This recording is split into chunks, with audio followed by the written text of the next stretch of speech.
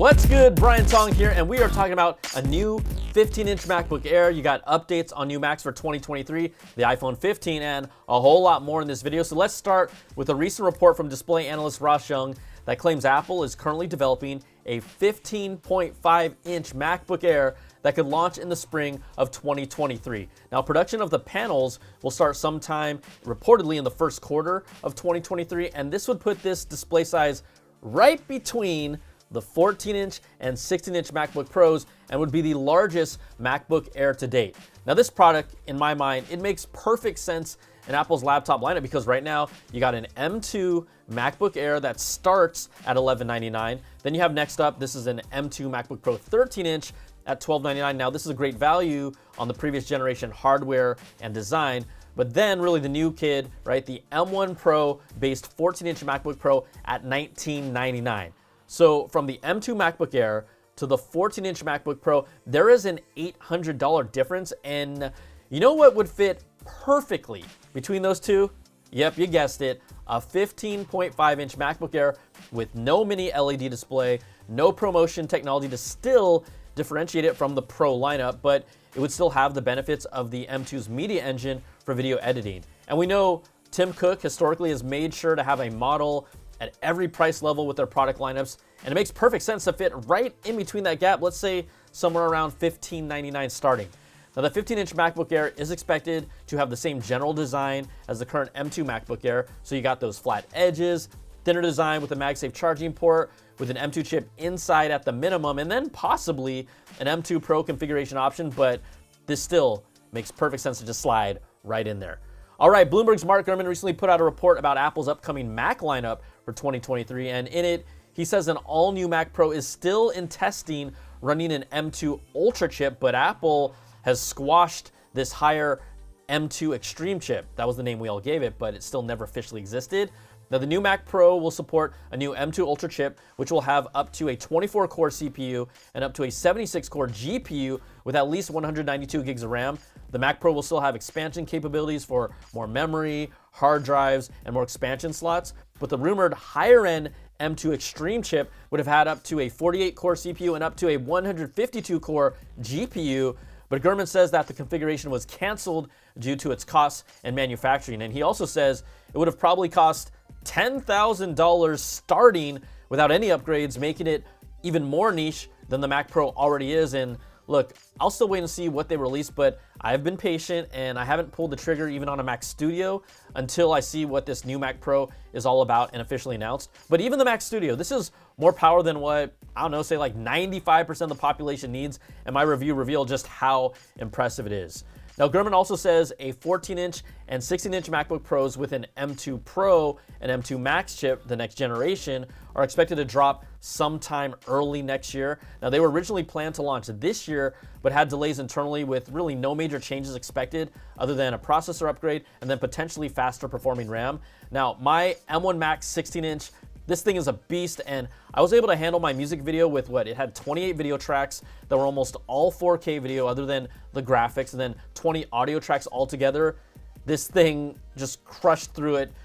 We're still able to edit like flawlessly, and it's just insane how good that machine is when you really put something to the test like that. And if you haven't checked out my music video, it's called I'm Gonna Need a New iPhone, and you should do it because I promise it's worth your time. Just go check it out. All right, the report also says a new iMac with an M3 chip will probably launch at the end of 2023 at the earliest, and we know that the colorful new iMacs, those launched in April of 2021. I thought those were a hit. I loved it, and I don't actually know how many people bought it for their home, but I thought it was just a killer home computer that you could move around and has all the functionality you need. Okay, Mac Minis with an M2 and M2 Pro chip options. Those are still being tested according to Gurman with no release time frame right now. And then Apple's also working on new monitors, including an update to the high-end Pro Display XDR from 2019. Now, that 32-inch beast, it starts at $4,999 before you add some of the specs, the stand, the nano reflective coating, and then the new version is expected to bring an Apple Silicon chip similar to what the Studio Display has, using an A13 Bionic chip. It may or may not be an A13, but there are no details for its release. But I think this is my time to jump in here and once again ask Apple to let us use any of their future displays with an A-series chip inside. Let us use it like an Apple TV so it can play media and content and streaming services and just act as another streaming media display for people. I mean, it has everything it needs to do already. So, be like Nike and just do it. There are no clear reports if a new studio display is coming. Reports also say that the actual new Mac Pro is further along than any display, and early reports also kind of hinted in October that pointed to a potential 27-inch mini LED display from Ross Young. Maybe it's a next-gen studio display, but we just haven't heard anything since then. All right, let's take a moment to thank the sponsor of this video, Baseus. Baseus has an entire lineup of accessories from chargers and power banks to hubs and more. And I've got two products to show off to you. First up, the Baseus Magnetic Foldable Power Bank. It's a MagSafe battery pack with a foldable kickstand and features up to 20-watt power delivery. So you just snap on the charger to the back of your iPhone Series 12, 13, or 14. It can act as a stand for a FaceTime call or for just watching videos with a 10,000 milliampere hour battery. And it has an LED status display to track the remaining battery percentage. Now you can charge the battery pack via USB-C, and this is really one of the slickest battery packs that I have seen. Now the other product to check out is the Baseus Power Combo Digital Power Strip. This is a beast with a total of 3 power outlets, 2 USB-C ports, and 1 USB-A port, allowing you to charge up to 6 devices at a time. It has advanced safety surge protection and can fast charge both an iPhone and iPad at once with a total of 40 watts output. So that's with each USB-C port max output power delivery at 20 watts. Now there's a physical power button with a blue halo light to indicate when it's on or off for charging status. The extension cable is 5 feet long, and the Power Combo Digital Power Strip really does it all. So check out Baseus' top-notch chargers, power banks, and power strips with the links I put in the description for special discount code.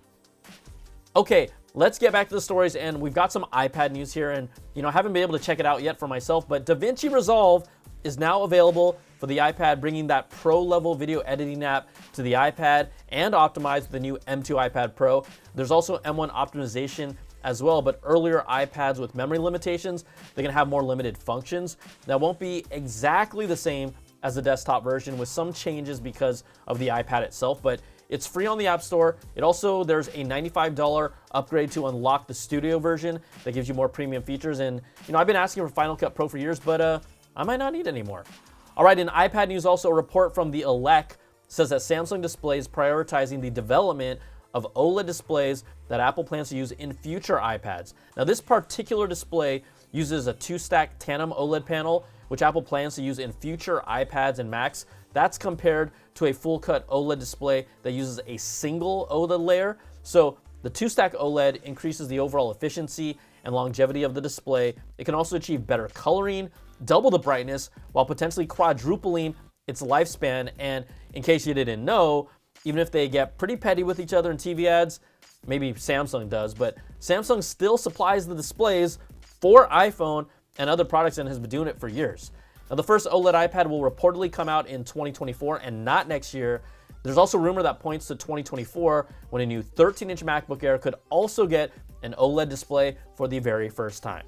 All right, analyst Ming-Chi Kuo says Apple will cancel or postpone mass production for the previously planned iPhone SE4. He believes it will be delayed or entirely killed due to lower than expected sales of some of Apple's middle and lower tier phones. So that would be something like the iPhone SE3, the iPhone 13 mini, and the 14 Plus. The rumored 6.1-inch full screen design for this rumored iPhone SE4 would also cost more to produce. To me, it's kind of like the iPhone XR Reborn, but how many people would actually buy it? I mean, I'm at the point where my parents, they still want an iPhone with a physical button for as long as possible. Now, Apple still hasn't been able to move on also from Qualcomm 5G modems, showing that, getting it right, it's just not that easy. A report from Digitimes claims that the iPhone 15 will still use Qualcomm's 5G modems next year. Now, while Apple continues to develop their own modem chip in-house, that's after the acquisition of Intel's modem business. That was back in 2019. the new iPhone 15s will reportedly use the Snapdragon X70 chip, which faster performance, better coverage, better signal quality, and improved power efficiency. And we know that Apple's goal has always been to just control and produce as many of its own components so that they can optimize them, right? Create their own, almost like a chip ecosystem that they can really fine tune. And reports claim that Apple will still use Qualcomm chips for the foreseeable future until they can get their own right. And yeah, that makes sense.